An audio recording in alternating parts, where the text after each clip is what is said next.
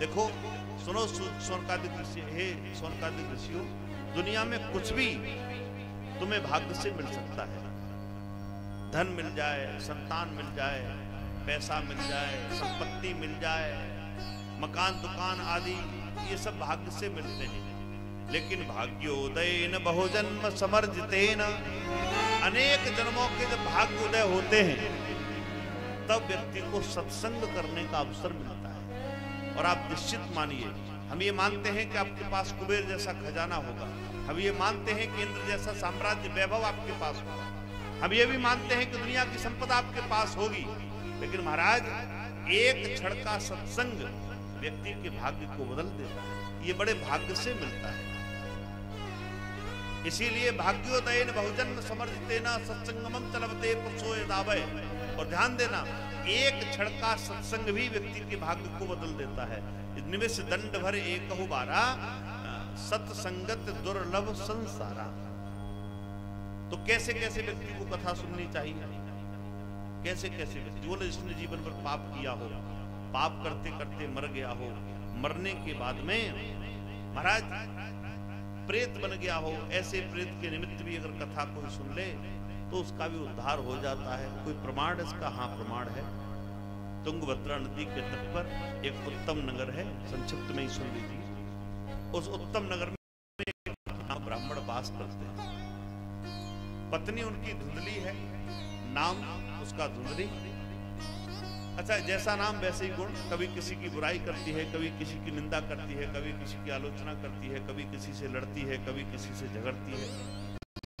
धुंधली के आत्मदेव कैसे हैं? रोज पूजा करके जल्दी स्नान करते हैं, भगवान का ध्यान करते हैं, सूर्य को जल देते हैं, खूब करते हैं। वो तो पुजारी है। धुंधली का स्वभाव ठीक नहीं है। आत्मदेव ने एक बार विचार किया, क्या कारण है? मैं तुलसी को जल देता हूं रोज, सूर्य को जल देता हूं, गाय की सेवा करता हूं, मेरे घर में तुलसी का पौधा सूख जाता है। छोड़ो तुलसी की बात, मेरे घर गाय है लेकिन बांझ हो जाती है। छोड़ो उसकी बात, कष्ट इस बात का है कि मेरे घर संतान नहीं है। क्या करना चाहिए?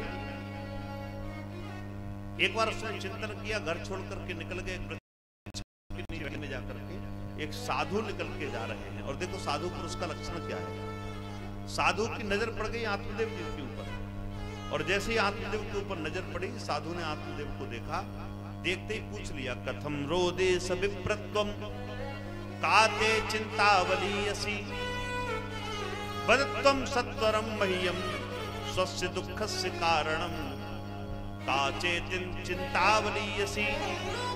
हे ब्राह्मण, कथम रोदे सविप्रत्वम, हे ब्राह्मण देवता, कैसे रो रहे हो? कथम रोदे सविप्रत्वम, क्यों रोते हो? अपने रोने का कारण मुझे बताओ, कौन सी चिंता है? काते चिंतावलीयसी, क्यों रो रहे हो? कौन सी चिंता सता रही है? और मुझे बताओ, वदत्वम सत्वरम मह्यम स्वस्य दुःखस्य कारणम, अपने दुख का कारण हमें बताओ।